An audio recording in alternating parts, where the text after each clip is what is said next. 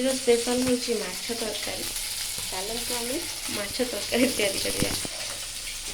ମାଛ ତ ଅଲରେଡ଼ି କେତେ ଗୁଡ଼ିଏ ମୁଁ ଭାଜି ସାରିଲିଣି, ବାକି ଜେନା ବାବୁ ଆଜି ବହୁତ ଜଲ୍ଦି ମାଛ ନେଇ ଆସିଛନ୍ତି। ଆଜି ପୁରା ଫ୍ରେଶ୍ ମାଛ ଯାଇକି ସକାଳୁ ଉଠିକି ନେଇ ଆସୁଛନ୍ତି, ସବୁବେଳେ ଲେଟ୍ କରନ୍ତି।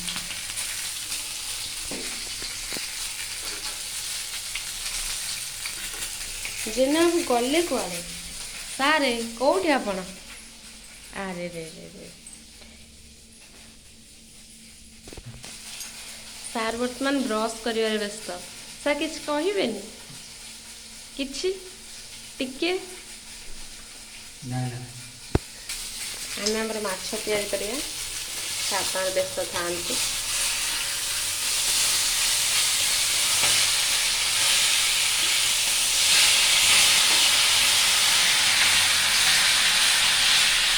ସାରଙ୍କୁ ପେଟ ଦେଇ ସାଇଡ଼୍ ମାଛ ବହୁତ ପସନ୍ଦ, ସେଥିପାଇଁ ଯେତେବେଳେ ବି ଗଲେ ଆକୁ ନେଇ ଆସୁଛନ୍ତି। ଆଉ ଏ ମାଛକୁ କାଟିକି ଖଣ୍ଡ ଖଣ୍ଡ କରିଦେଉଛନ୍ତି।